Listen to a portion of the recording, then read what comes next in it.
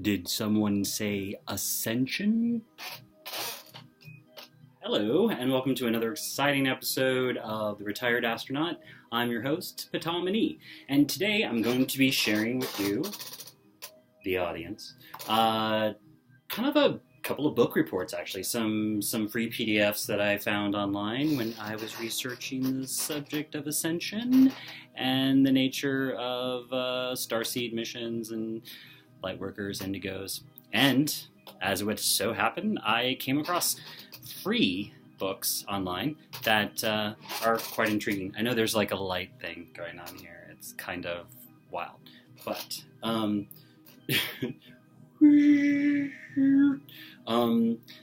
then I have no nose right there. So I'm just gonna have to work with this, y'all, because the sun's setting. So the two PDFs that are free, and I'll include some links in the video space below. The Ascension Papers. It's written by a guy. His nom de plume is Zingdad. He's based out of Africa, and he has a really compelling personal story, and it's a real awesome read. And likewise, The Wanderer's Handbook, which is the first one I'm going to mention, because I came across it. I think I must have stumbled upon it when I was researching information having to do with Ra. And as it so happens, these are works that were developed by a team of researchers.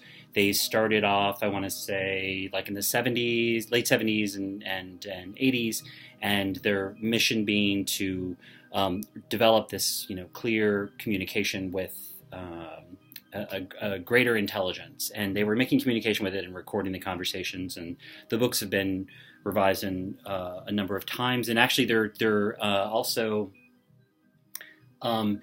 indexed really, really well by subject matter so that you can get through the materials. I wouldn't say they're dense, but they are very complete, and they're very compelling reads. And it's nice to be able to move around in the content, because some of it may some of it may be familiar to you, or some of it may just be on a list of things that you're interested in. There just may be things at the top that aren't at the front of the book. So it's fascinating, and what I wanted to say about it, The Wanderer's Handbook, is that what they're presenting in that, and also in the Ascension Papers, is a type of writing style that perhaps my audience is familiar with. A good example of which is Neil Donald Walsh's Conversations with God. So they are works that they are works where there's a conversation, and so it's an individual communicating with a higher self, however that is deemed, and they're recording the conversation, and so you're basically reading what amounts to a script, and so Ra's this is a similar construct as well, the Wanderer's Handbook specifically, and so also to the Ascension Papers, but where the handbook really focuses on more. They both look at identity. I would say that the handbook really looks at the cosmology and our arrival here and our mission here. Especially for those who have felt that sense of, I'm not really from here, but I am supposed to do something, and I've always kind of felt different, like I'm supposed to go somewhere and do something, and very mission orientated. So it's great because it's illuminating in regards to what may be your spiritual mission. Who knows? It's a wonderful read. I really liked it. I'm still skipping around in it. I haven't read it cover to cover, and there's topics that I wanted to dive into right away. I love that it has this sense of mission, and it's a great book for creating, I believe, as I felt, a sense of belonging, where sometimes being out on what some might deem the cutting edge of thought. At times, it's both unifying, and it's both sort of like, who else is out here? Who else is experiencing this? And so there's a wonderful sense, I think, throughout where there's this conveying of belonging, and that's meaningful. For me too, I also really felt it in here. My inner child, my little guy in there. I felt that connection as well. It was a very heartfelt connection to the material, and it's interesting. I would say between the two, the Ascension Papers is by far more of a constructed narrative, and there's more, I want to say, story, and there's a use of like parables, parable stories in order to convey some of these concepts. And the author's really great in the conversations that occur between him and a couple higher selves that are guides for him. There is some storytelling on the author's part for sure. Like, we're welcomed into his process, and yet there's more on the other end, where there's more parables being offered to kind of explain these spiritual concepts. How you might get into it might be, say, if and I'll put a link to this as well. So KRS-One did this thought experiment once with this audience, and told people to think to themselves, "I am a rock star," and don't say it out loud. Think it to yourself, and then once everybody did, he said, think about what just happened. You said something without uttering any words, and you heard something that wasn't outside of yourself. And who's saying that? Who's saying those words? And so it was an intriguing thought experiment, and he has some wonderful recordings online that I'm only just stumbled across recently, that I think are very enlightened in regards to the information that he's conveying. The Ascension Papers is a real page turner, I found. I did like that it was personal in regards to the author. In the raw papers, they had different people come in and receive the information that supposedly when they were practicing it was hard sometimes on people's bodies, and not everybody could do it. Having had an experience like that, I can say, all right, I feel you, because sometimes letting that high vibration in, and trying to contain it or work with it is very thrilling. And energetic, and takes a bit of adaptation, I think. So the other concepts that they get into in the Ascension Papers is really looking at, our duality in regards to this reality.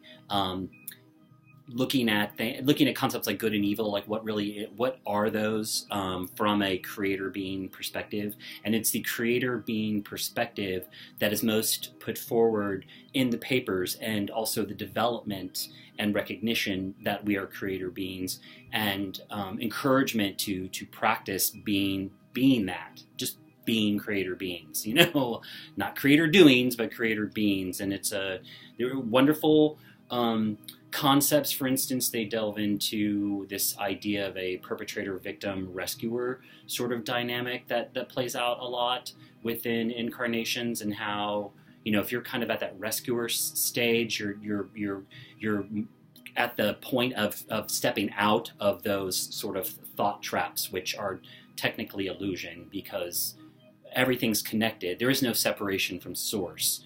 So for that to be conveyed, they talk about a veil, a veil of sort of like forgetting and ignorance, in which we all step behind the veil and participate in our 3D reality, forgetting our more, enlightened, spiritual, connected, unified, conscious self, our God self, our creator being.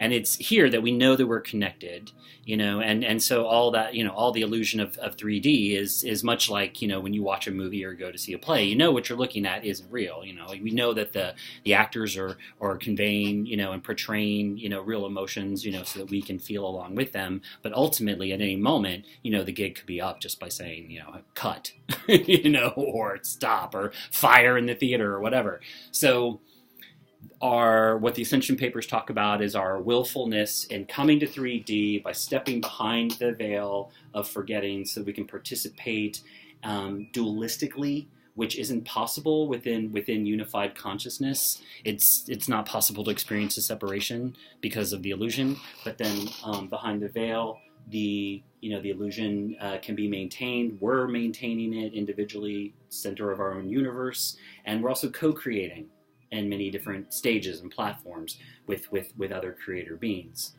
who are also us.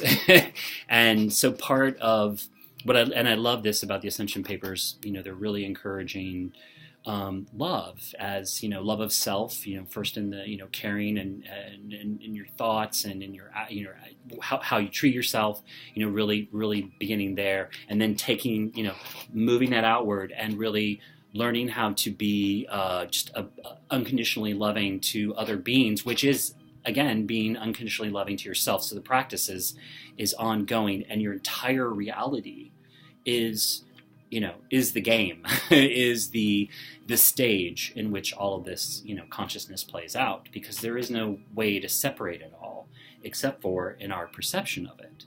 Our perception of it can make those separations. Our perception of it can create the veils. We're creator beings. We can create anything we want. However, when we're on our unified consciousness state, we're pretty much angelic, and what's cool about these two, looking at these two works together, both the Wanderer's Handbook and the Ascension Papers.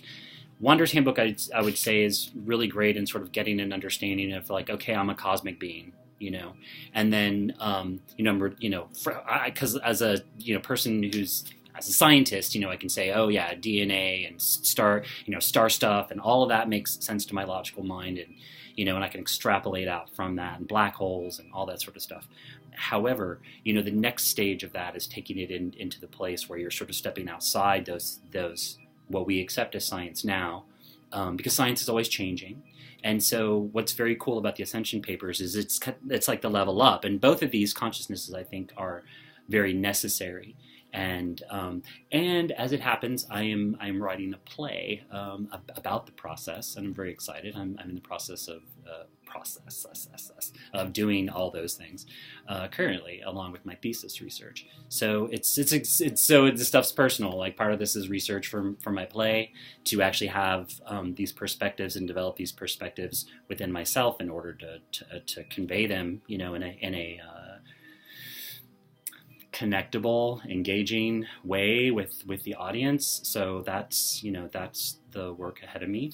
The other thing Ascension Papers covers, just a couple other topics, identifying your gifts and sharing them freely with others. Learning that process of economy, and there's this touch there upon alternative economies that's really, really great in that discussion. And then also there's a lot of information on just how to encouraging you to experience joy, which we can all do with more joy in our lives. And also very, very key, and this I see in any advanced spiritual teaching, it's this simple, scaled down version of everything that we're doing, and it's just like, listen to the heart, get quiet, listen to the heart, know that you're loved, know that nothing can harm you, you're an eternal being, you're a creator being. These 3D forms are forms, and you're creating them, and you can create other stuff that, if you're not liking what's going on, you can create something else. We have, though, and here's part of the conceptual layering that comes in on the Ascension Papers. In this Behind the Veil, we have this extra component of time, and it slows our manifestations down, and to the point that when things do arrive, we have trouble recognizing that we created them, because we had those thoughts, a while ago, we kind of maybe even forgot about them, and here it is, the reality. And especially if it's, we've manifested something that, we don't like, and we're going to cast that to the Jungian shadow, and like, that's not me, and you cast it off on other people, and you cast it off in judgment, and, and making love conditional. The importance in the work is to really take responsibility for all of it. Love, as much as you love yourself, love other people, practice it, find ways to practice it. And I think I've talked about this before. It was something that I've been using that has helped me. That was something my very young self, developed, and I was reminded of recently because I was looking for ways to love people more, and opening myself to ways in which to love more.